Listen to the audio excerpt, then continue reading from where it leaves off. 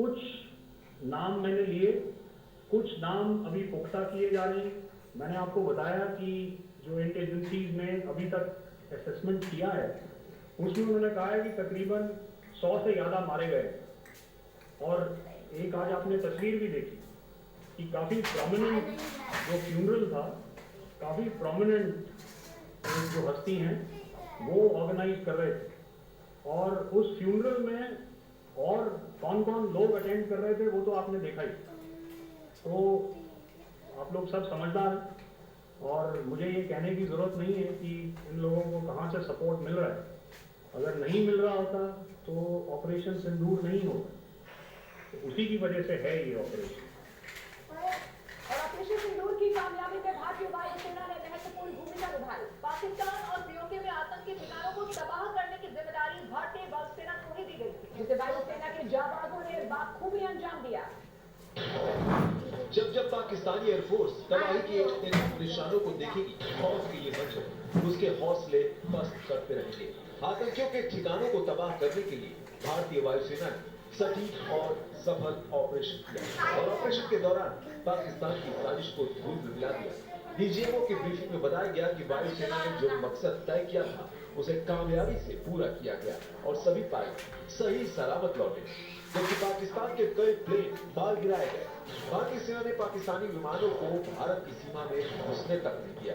All of them were successfully intercepted. Few of them did manage to land. However, there was not much damage that they did.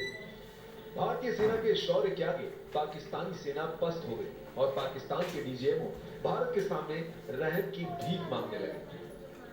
22 अप्रैल को पहलगाम में निर्दोष भारतीय पर्यटकों पर हुए आतंकी हमले के बाद भारतीय नौसेना ने समुद्र में अपनी ताकत का जबरदस्त प्रदर्शन किया है। इंडियन नेवी ने carrier battle group submarine surface force और एयर एसेट के साथ ऑपरेशन तैनाती कर दी। हमले के 96 घंटों के अंदर ही अरब सागर में कई हथियारों की टेस्ट फायरिंग के जरिए नेवी ने अपनी लड़ाकू क्षमता का प्रदर्शन किया। On innocent tourists at Pahalgam in Jammu and Kashmir by Pakistani-sponsored terrorists on 22nd April, the Indian Navy's Carrier Battle Group, surface forces, submarines, and aviation assets were immediately deployed at sea with full combat readiness in concert with the joint operation plan of the Indian Defence Forces.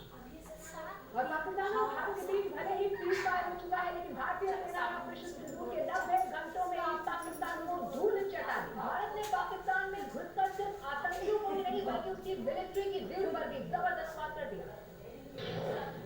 7 मई को पाकिस्तान के नापाक इरादों के खिलाफ भारतीय सेना ने operation सिंदूर शुरू किया था और 90 घंटों के अंदर पाकिस्तान में तबाही का ऐसा मंजर दिखने लगा कि पाक हुकूमत घुटनों पर आ गई। भारतीय सेना के मुताबिक हमने पाकिस्तान के जैकोबाबाद के सैन्य अड्डे को भारी नुकसान पहुंचाया, सक्कर में रडार एयरफील्ड को भी बर्बाद कर दिया, रहीम यार खान के रनवे को भी तबाह कर दिया, सरगोधा के F-16 के अड्डे का रनवे भी सेना ने तबाह किया। इसके अलावा मसरूर चूनिया में एयर डिफेंस रडार तबाह किए, चकलाला रफीकी एयरबेस तबाह किए।